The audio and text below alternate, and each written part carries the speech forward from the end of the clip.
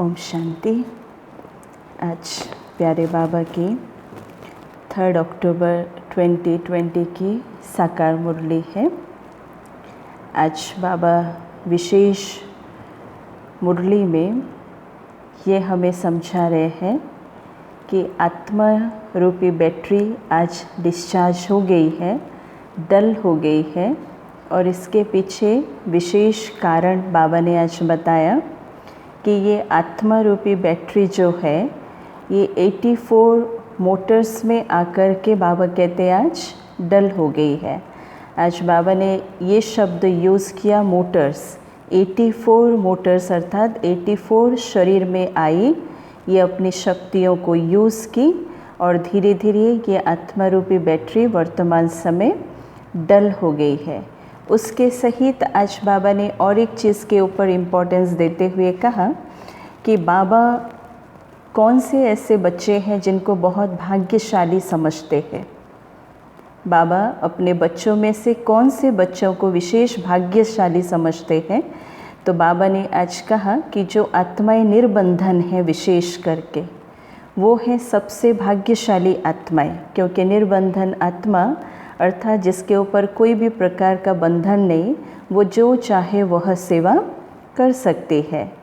उसके साथ साथ बाबा ने आज विशेष मुरली में याद के ऊपर भी अटेंशन खिंचवाया कि ज्ञान भले कितना भी हो, लेकिन अगर योग की शक्ति कम है या कमज़ोर है तो ज्ञान सुनाते समय भी बाबा कहते वो ज्ञान की पॉइंट्स औरों के ऊपर तीर नहीं लगेगी।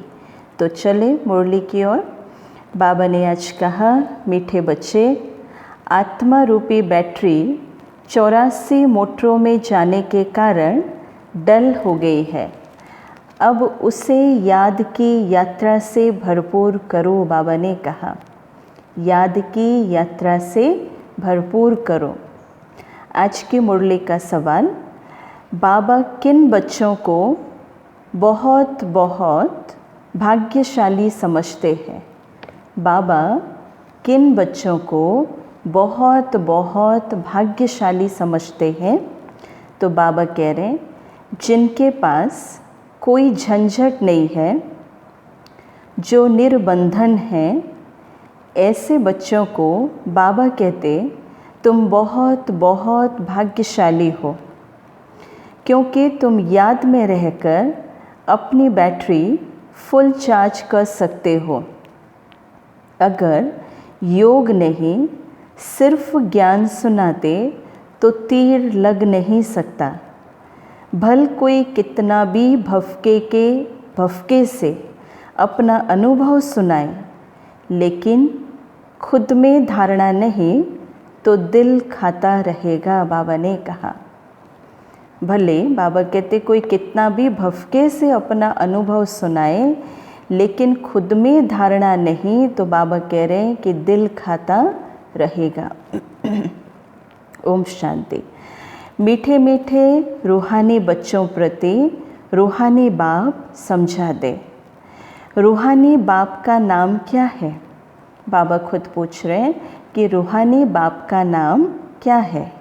शिव बाबा, क्योंकि वो है ही भगवान बेहद का बाप। मनुष्य को कभी बेहद का बाप अथवा ईश्वर व भगवान नहीं कहा जा सकता। नाम बाबा कहते भल बहुतों के शिव है, परंतु वह सब बाबा कहते देहधारी है। इस दुनिया में भले शरीरधारियों के नाम भले बहुत नाम रख देते हैं, शिव या सदाशिव, या किसी किसी के नाम शिव शंकर भी रख देते, लेकिन बाबा कहते उनको भगवान नहीं कहा जा सकता। और ये बाप बैठ बच्चों को समझाते हैं। बाबा कहते हैं कि मैंने जिसमें प्रवेश किया है उनका ये बहुत जन्मों के अंत का जन्म है। कौन कह रहा है ये? शिव बाबा ने कहा कि मैंने जिसमें प्रवेश किया है उनका यह बहुत जन्मों के अंत का जन्म है। तो तुम बच्चों से कई पूछते हैं कि तुम इनको भगवान क्यों कहते हो? तुम बच्चों से कई पूछते हैं तुम इनको भगवान क्यों कहते हो? अर्थात ये प्रजापिता ब्रह्मा बाबा को तुम भगवान क्यों कहते हो? कोई तो कहते हैं कि क्या ये तुम्हारा गुरु है?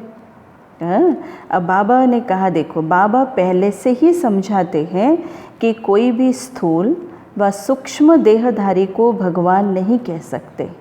या अगर ये सवाल हमें भी अगर कोई पूछते हैं तो हमें भी उनको क्लियर बोल देना चाहिए कि ये हमारे कोई गुरु या ये हमारे कोई भगवान नहीं है, क्योंकि कोई शरीरधारी भगवान नहीं हो सकते। इसलिए सूक्ष्म देहधारी सूक्ष्म वतनवासी ही ठहरे। सूक्ष्म देहधारी है ना, जिनको बाबा फरिश्ता कहता है, और बाबा कहते वो कहाँ के निवासी हुए? सूक्ष्म वतन के निवासी ठहरे। और उन्हों को देवता कहा जाता है। तो ऊंचे ते ऊंच है ही भगवान परमपिता, ऊंचे ते ऊंच नाम है, ऊंच उनका गांव है। तो बाप सभी आत्माओं सहित वहाँ निवास करते हैं परम धाम में। कहाँ पर? बाबा सभी आत्माओं के सहित कहाँ निवास करते हैं? शांति धाम, परम धाम में। क्योंकि बैठक भी बाबा कहते हैं, शिव बाबा का बैठक भी ऊंच है। तो वास्तव में कोई बैठने की जगह नहीं है। बैठक अर्थात सिर्फ कोई बैठने की जगह नहीं है, वो स्थान बाबा ने कहा। जैसे स्टार कहाँ बैठे हैं क्या? लेकिन स्टार है तो लटके हुए जैसे लगते हैं ना। तो अब बाबा कहते थोड़ी कोई स्टार बैठा हुआ है, बाबा कहते खड़े हैं ना। तुम आत्माएं भी अपनी ताकत से वहाँ खड़ी हो। कहाँ पर खड़ी हो? परम धाम में। और ताकत ऐसे मिलती है जो वहाँ जाकर खड़े होते हैं। तो बाप का नाम ही है सर्वशक्तिवान, उनसे शक्ति मिलती है। तो आत्मा उसको याद करती है, बैटरी चार्ज हो जाती है। बाबा कह रहे हैं कि जैसे मोटर में बैटरी होती है, उसके जोर से ही मोटर चलती है, उसकी ताकत से ही गाड़ी चलती है। तो बैटरी में करंट भरी हुई होती है, फिर चलते चलते वह खाली हो जाती है। फिर बैटरी मेन पावर से चार्ज कर मोटर में डालते हैं। बाबा ने कहा, इतना सुंदर एग्जाम्पल दे कर के बाबा कह रहे हैं कि बैटरी में करंट भरी हुई होती है, फिर चलते चलते बाबा कहता कभी ना कभी वो बैटरी भी खाली हो जाती है। तो उस बैटरी को फिर चार्ज किया जाता, कैसे? मेन पावर से चार्ज किया जाता है। अब बाबा कहते वो होती है हद की बातें, और यह है बेहद की बात। ये आत्मा की जो बात बाबा कह रहे हैं, ये है बेहद की बात। आत्मा भी अपनी इस 84 जन्मों में 84 शरीर में आकर के पाठ बजाते बजाते अपनी शक्तियों को संपूर्ण रीति से यूज़ की है। तो ये चार्ज, ये बैटरी भी खाली हो गई है। तो इसलिए बाबा भी कह रहे हैं कि तुम्हारी बैटरी तो पूरे 5000 वर्ष चलती है। वो गाड़ी की बैटरी तो कुछ साल चलेगी फिर रह जाएगी, फिर उसको मेन पावर के साथ चार्ज किया जाता है, फिर वो गाड़ी चलती है। चलते चलते फिर बाबा कहते ढीली हो जाती है ये आत्मा रूपी बैटरी। तो मालूम पड़ता है कि एकदम ख़त्म नहीं होती है, लेकिन कुछ ना कुछ रहती है। बाबा ने कहा ये आत्मा रूपी जो बैटरी है, बाबा कहते ये पूरा खाली नहीं होता है, कुछ ना कुछ थोड़ी सी मात्रा में रह जाती है, इसकी परसेंटेज। हाँ, तो बाबा ने कहा देखो फिर कुछ ना कुछ रहती है। जैसे टॉर्च में डिम हो जाती है ना, आत्मा तो है ही इस शरीर की बैटरी, तो ये भी डल हो जाती है। बैटरी इस शरीर से निकलती भी है, फिर दूसरी तीसरी मोटर में जाकर के पड़ती है। आत्मा रूपी बैटरी ये शरीर से जाती भी है, तो फिर वो कोई दूसरे कॉस्ट्यूम में, फिर दूसरे शरीर में, फिर तीसरे शरीर में वो आती है। तो ऐसे 84 मोटरों में उनको फिर डाला जाता है। तो अब बाबा कहते तुम कितने डल हेड, पत्थर बुद्धि बन गए हो, जो कि जैसे कि हम खुद अपनी बातों से भी अनजान हैं, अज्ञान हैं। हम कैसी आत्माएं इस शरीर रूपी गाड़ी पे आते हैं, अपना रोल प्ले करते हैं, ये हमें भी पता नहीं रहता है। इसलिए बाबा कह रहे हैं अब फिर अपनी बैटरी को भरो, इस आत्मा रूपी बैटरी को बाबा कहते फिर से चार्ज करो। तो सिवाय बाप की याद के आत्मा कभी भी पवित्र हो नहीं सकती, इम्पॉसिबल है। परमात्मा याद के बिना बाबा कहते ये आत्मा रूपी बैटरी कभी भी, बाबा ने कहा, शक्तिशाली पवित्र नहीं हो सकती है, ये असंभव है। अगर कोई सोचे कि मैं जप तप करके पूजा पाठ आराधना करके ये आत्मा रूपी बैटरी को पवित्र कर दूंगा तो ये भी असंभव है। इसलिए बाबा कह रहे हैं एक ही सर्वशक्तिवान बाप है जिनसे योग लगाना है। बाबा ने कहा एक ही सर्वशक्तिवान बाप है जिससे योग लगाना है। तो बाबा खुद अपना परिचय देते हैं कि मैं क्या हूँ, कैसा हूँ। कैसे तुम्हारी आत्मा की बैटरी डल हो जाती है, देखो बाबा कह रहे हैं। अब सारा ज्ञान बाबा वर्तमान समय हमें दे रहा है, तो ये आत्मा को भी अनुभूति होता है कि कैसे ये एक शरीर के बाद दूसरे शरीर में आई, अपना रोल प्ले की, अपनी एनर्जी को यूज़ की और धीरे धीरे ये कैसे ढीली होती गई, है ना। तो बाबा ने भी कहा कि कैसे तुम्हारी आत्मा की बैटरी डल हो जाती है।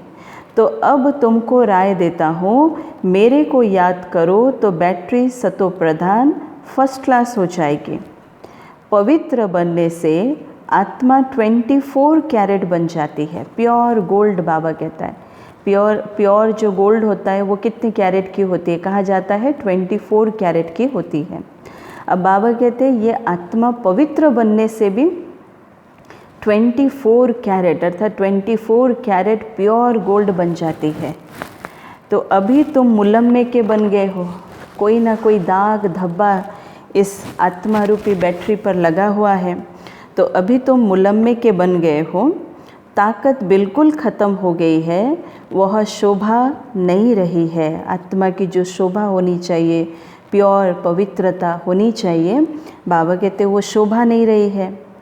अब बाप तुम बच्चों को समझाते हैं कि बच्चे मुख्य बात है योग में रहना और पवित्र बनना। बाबा ने बहुत प्यार से समझाते हुए कहा कि बच्चे अब मुख्य बात है कि योग में रहना और पवित्र बनना। बाबा कहते हैं हम ब्राह्मण आत्माओं की ये सबसे बड़ी मंजिल है कि वर्तमान हम आत्माएं कैसे सतो प्रधान बने, ये सबसे ऊंची मंजिल है। और उसके लिए बाबा कहते हैं कि बच्चे योग में रहना और पवित्र बनना, नहीं तो बैटरी भरेगी नहीं और योग लगेगा भी नहीं। योग से आत्मा पवित्र बनेगी और पवित्रता की धारणा जितनी होती जाएगी योग भी उतना शक्तिशाली होता जाएगा। अर्थात ये दोनों चीज़ें एक दूसरे के साथ वाइस वर्सा है, एक दूसरे के साथ वाइस वर्सा है। पवित्र बनने के लिए हम आत्माएं बाबा के पास आए हैं। और दूसरा बाबा कहता है जितना आप पवित्र बनते जाओगे उतना आपकी योग की ताकत भी बढ़ती जाएगी, है ना। तो नहीं तो बैटरी भरेगी नहीं, योग लगेगा नहीं। भल बाबा कहते कुक्कड़ ज्ञानी तो बहुत है। कुक्कड़ ज्ञानी मतलब ज्ञान भले देते परंतु योग की शक्ति नहीं होगी। बाबा कह रहे भल कुक्कड़ ज्ञानी तो बहुत है, ज्ञान भल देते हैं परंतु वो अवस्था नहीं है, योग नहीं हो सकता है ना।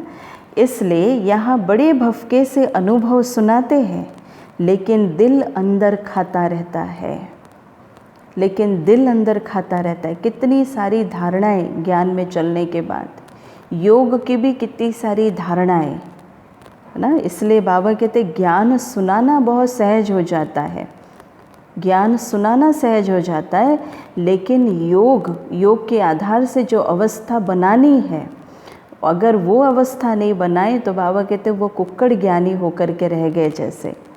इसलिए बाबा कह रहे बड़े भफके से अनुभव सुनाते हैं, ऐसा अनुभव वैसा अनुभव, ये किया वो किया इतना किया, लेकिन बाबा ने कहा कि फिर दिल अंदर खाता रहता है। और मैं जो वर्णन करता हूँ ऐसी अवस्था तो है ही नहीं। कई फिर योगी तो आत्मा बच्चे भी हैं, बाबा कह रहे हैं कई फिर योगी तो आत्मा बच्चे भी हैं। बाप तो बच्चों की बहुत महिमा करते। बाबा कहते हैं कि बच्चे तुम बहुत बहुत भाग्यशाली हो, तुमको तो इतनी झंझट नहीं। बाबा ने कहा तुमको तो इतने झंझट नहीं। बाबा कहते जिसको बच्चे जास्ती होते हैं उनको बंधन भी होता है, जो घर गृहस्थ वाले होते हैं उनको बंधन भी जास्ती होता है। अब बाबा को कितने ढेर बच्चे हैं, सबकी संभाल देख रेख करनी पड़ती है ना। और बाबा को भी याद करना है, देखो एक संभाल भी करना है और बाबा को याद भी करना है। माशूक की याद तो बिल्कुल पक्की होनी चाहिए। कहीं से कितनी भी हम सेवा करें, लेकिन मूल चीज़ है मेरी बुद्धि बाबा के साथ लगी रहे, जुड़ी रहे। वो जो मेरी स्व की तपस्या है, जिसमें मेरी स्व की उन्नति समाई हुई है। अब बाबा कहते हैं माशूक की याद तो बिल्कुल पक्की होनी चाहिए। भक्ति मार्ग में तो तुम बाप को कितना याद करते आए हो कि हे भगवान, तो पूजा भी पहले पहले उनकी करते हो। पूजा भी पहले पहले शिव बाबा की हमने किया। द्वापर युग के कम से कम 400-500 साल तक हमने अव्यभिचारी पूजा किया। पहले निराकार भगवान की ही करते हैं। ऐसे नहीं कि उस समय तुम आत्म अभिमानी बनते हो। बाबा कह रहे हैं कि आत्म अभिमानी फिर पूजा थोड़ी करेंगे। बाबा ने कहा ऐसे नहीं कि उस समय तुम आत्म अभिमानी बनते हो, क्योंकि आत्म अभिमानी फिर पूजा थोड़ी करेंगे। सतयुगी और त्रेता युग की आत्मा क्या है, वो कम्प्लीटली 100% आत्म अभिमानी अवस्था है ना। इसलिए सतयुग और त्रेता युग में कोई पूजा आराधना जप तप आदि की ज़रूरत नहीं पड़े, और वहाँ आत्मा अपने 100% सतो प्रधान स्टेज में थी। इसलिए बाबा कहते आत्म अभिमानी पूजा थोड़ी करेंगे। बाबा समझाते पहले पहले भक्ति शुरू होती है तो पहले एक बाप की पूजा करते हैं, एक ही शिव की पूजा करते हैं। यथा राजा रानी तथा प्रजा, तो ऊंचे ते ऊंच है ही भगवान और उनको ही याद करना है।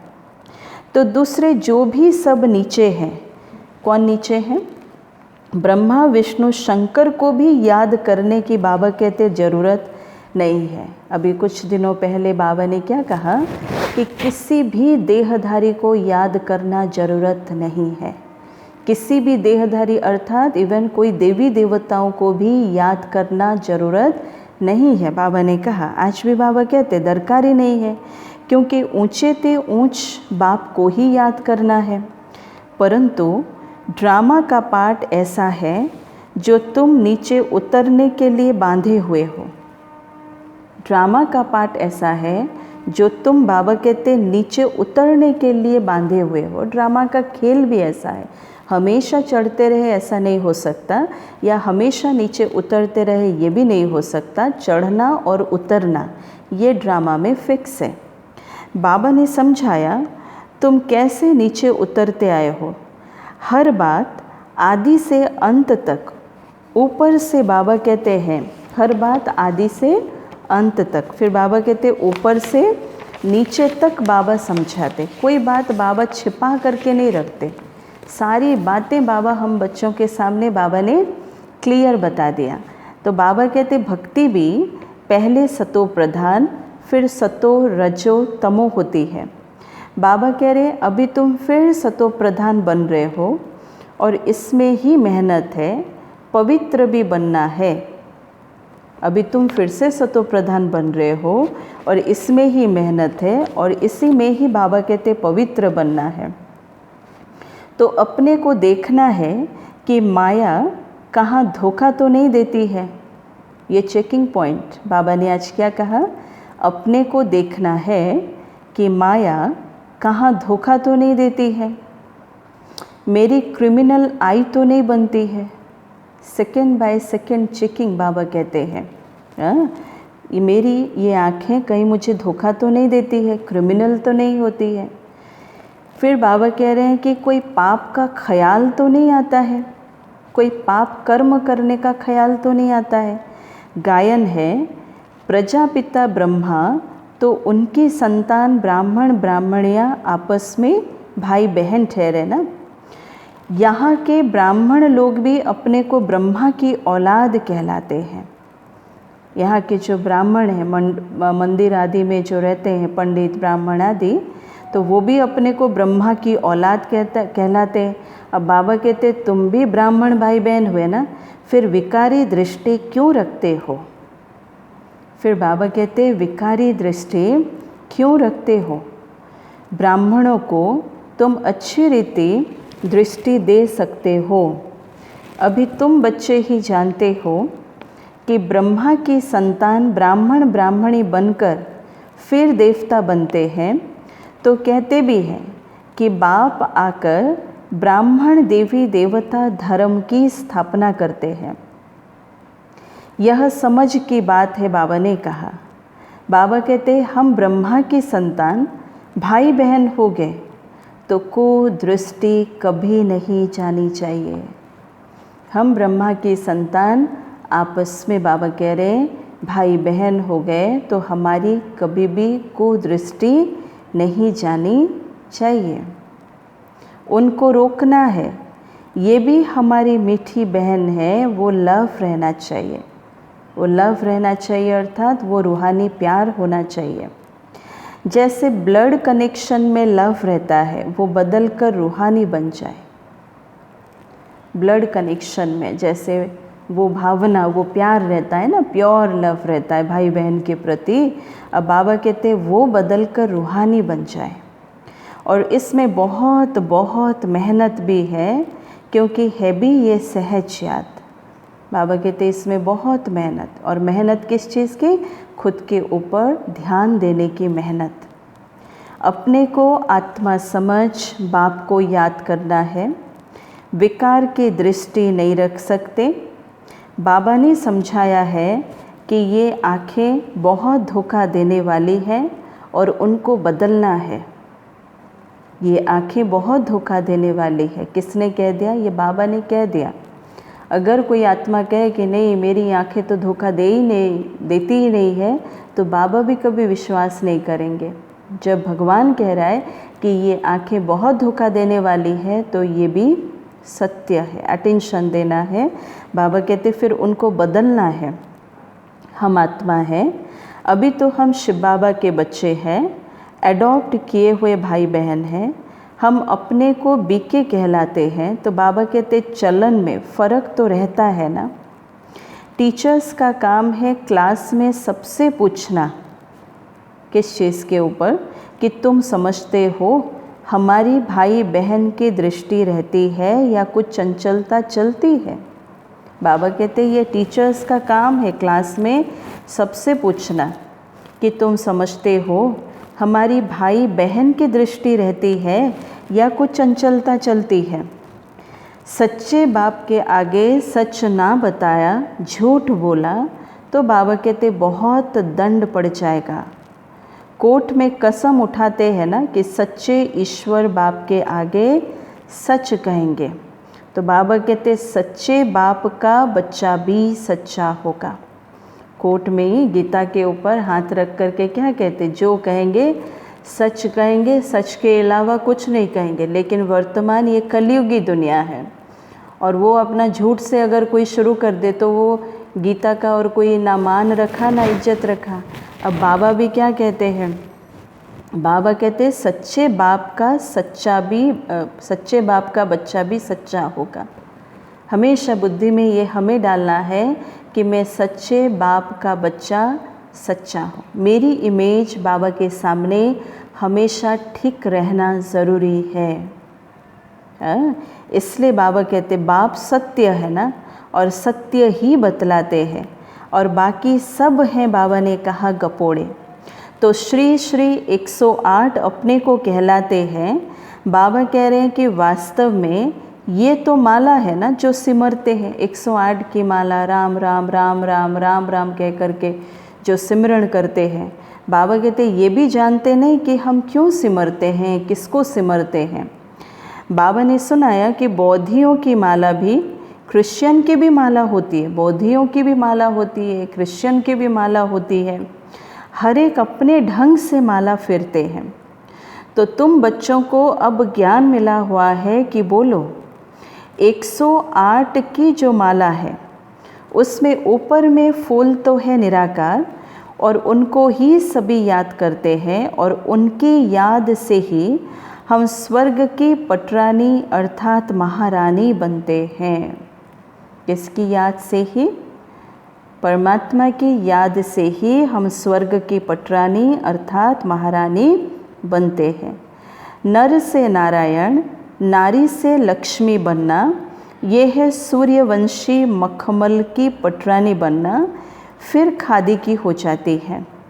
नर से नारायण, बाबा कहते फिर नारी से लक्ष्मी बनना, बाबा ने कहा यह है सूर्यवंशी मखमल की पटरानी बनना, फिर बाबा कहते खादी हो जाती है।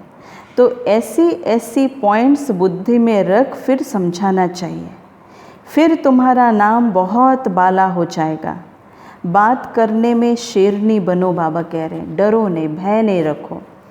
कोई भी सामने आए, किस प्रकार के भी व्यक्ति हैं, तो वो भी आत्मा, और ये परमात्मा ज्ञान तो हर एक के लिए नया रूप है, किसी को भी नहीं पता। तो इसलिए बाबा कह रहे बातचीत करने में कभी भी डरना नहीं, शेरनी बनो, बाबा कह रहे, क्योंकि तुम शिव शक्ति सेना हो। टाइटल भी दिया बाबा ने, कौन है हम सभी? शिव शक्ति सेना है।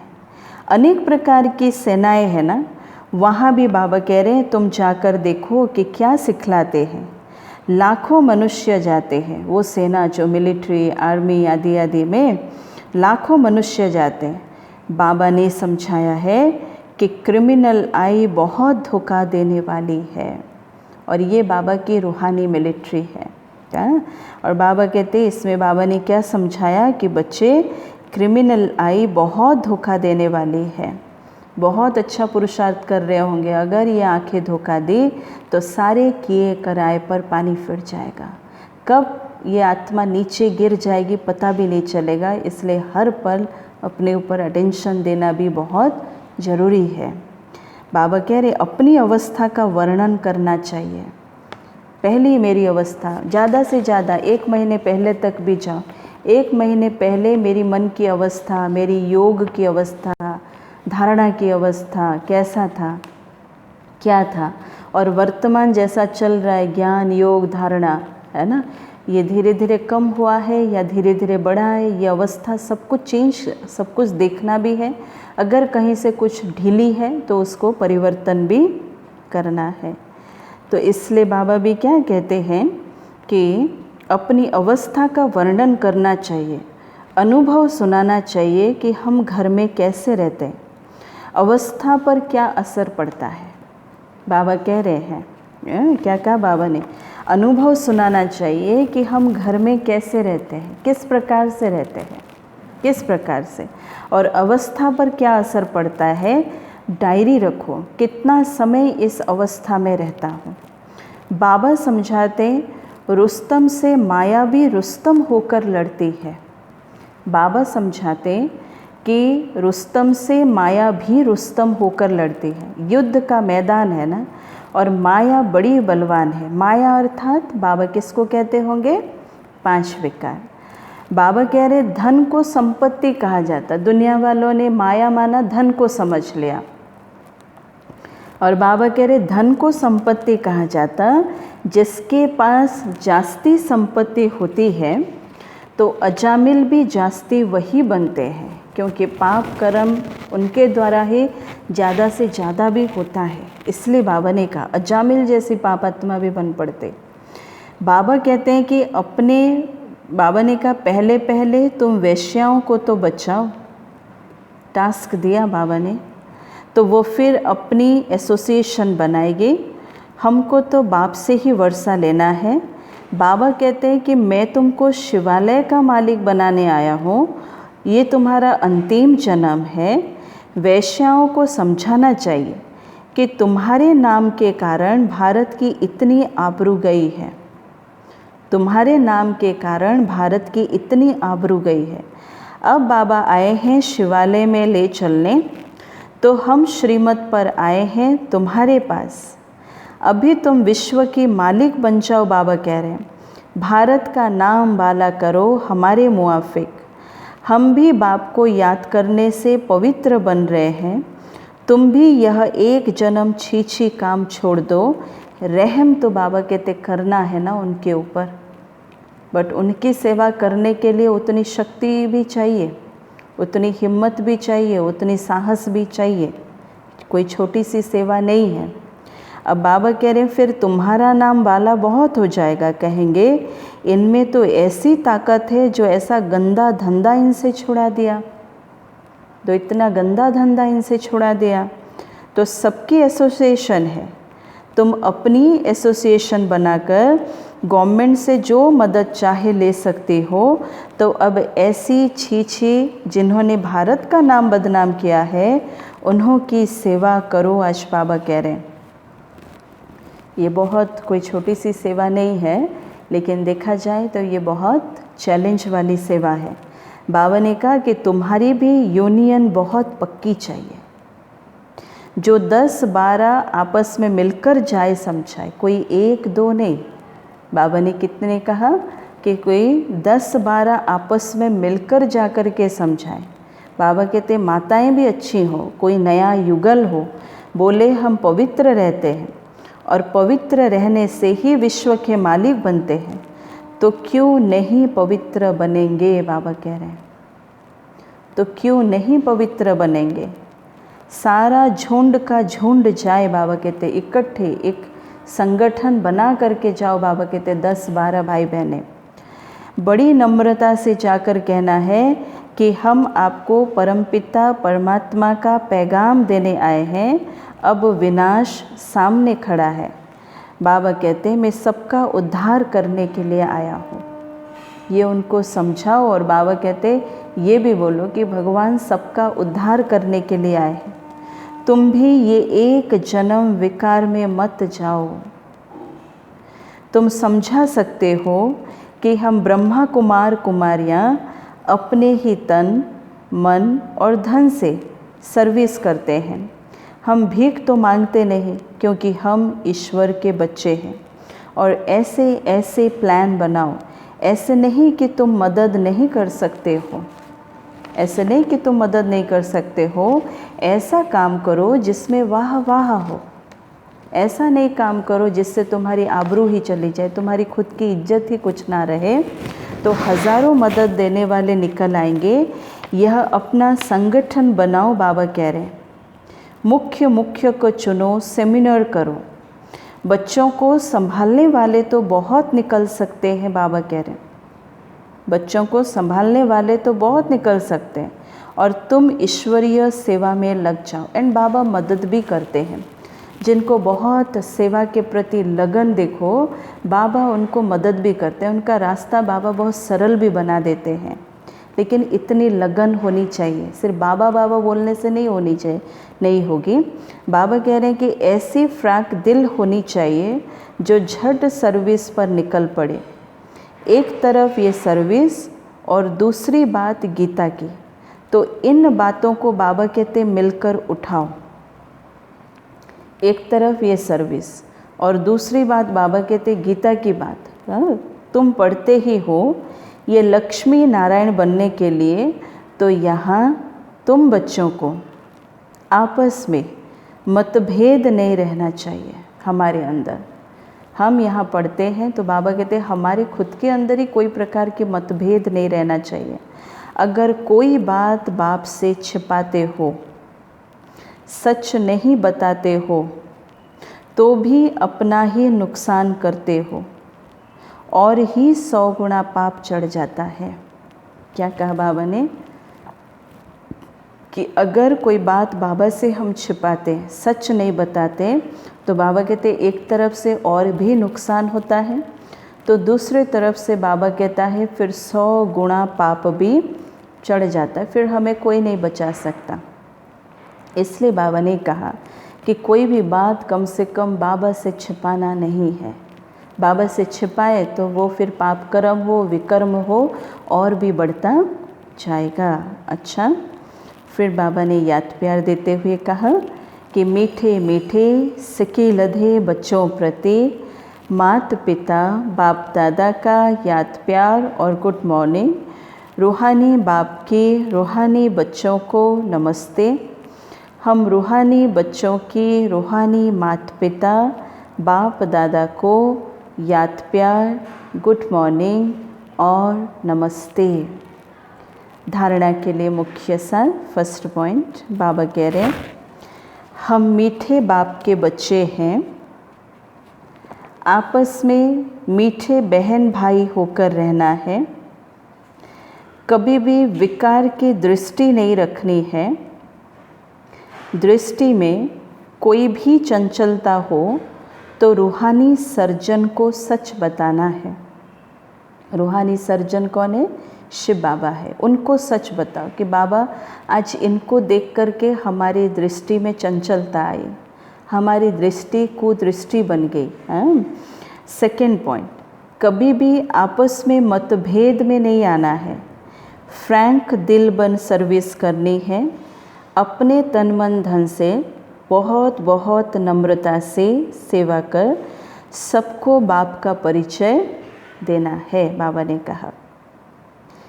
आज का वरदान, बाबा कह रहे हैं अपने श्रेष्ठ जीवन द्वारा परमात्मा ज्ञान का प्रत्यक्ष प्रूफ देने वाले माया प्रूफ भव। अपने श्रेष्ठ जीवन द्वारा परमात्मा ज्ञान का प्रत्यक्ष प्रूफ देने वाले माया प्रूफ भव। बाबा कहते हैं कि स्वयं को परमात्मा ज्ञान का प्रत्यक्ष प्रमाण व प्रूफ समझने से माया प्रूफ बन जाएंगे। प्रत्यक्ष प्रूफ है आपकी श्रेष्ठ पवित्र जीवन। सबसे बड़ी असंभव से संभव होने वाली बात कि प्रवृत्ति में रहते परवृत्ति में रहना। परवृत्ति में रहना अर्थात देह और देह की दुनिया के संबंधों से पर रहना, न्यारा रहना। प्रवृत्ति में रहते, घर गृहस्थ में रहते हुए लेकिन परवृत्ति में रहना। पुराने शरीर की आँखों से पुरानी दुनिया की वस्तुओं को देखते हुए ना देखना, अर्थात संपूर्ण पवित्र जीवन में चलना। यही परमात्मा को प्रत्यक्ष करने व माया प्रूफ बनने का सहज साधन है। बाबा कह रहे हैं यही परमात्मा को प्रत्यक्ष करने व माया प्रूफ बनने का सहज साधन है। स्लोगन, अटेंशन रूपी पहरेदार ठीक है तो अतीन्द्रिय सुख का खजाना खो नहीं सकता। और एक बार बाबा क्या कह रहे हैं कि अटेंशन रूपी पहरेदार अगर ठीक है तो अतीन्द्रिय सुख का खजाना खो नहीं सकता। घड़ी घड़ी अटेंशन, ऐसे नहीं कि एक बार मुरली सुना और सारे दिन भर में और कोई बातों के ऊपर अटेंशन नहीं दिया तो वो एक सिर्फ नियम को पालन किया, हाँ मुझे मुरली सुनना है बस हो गया। लेकिन मुरली सुनते हुए फिर बाबा भी क्या कहते कि अटेंशन रूपी पहरेदार को भी बाबा ने कहा ठीक रखो, ताकि बाबा कहते कि अतीन्द्रिय सुख का खजाना बाबा ने कहा खो नहीं सकता। ओम शांति, ओम शांति, ओम शांति।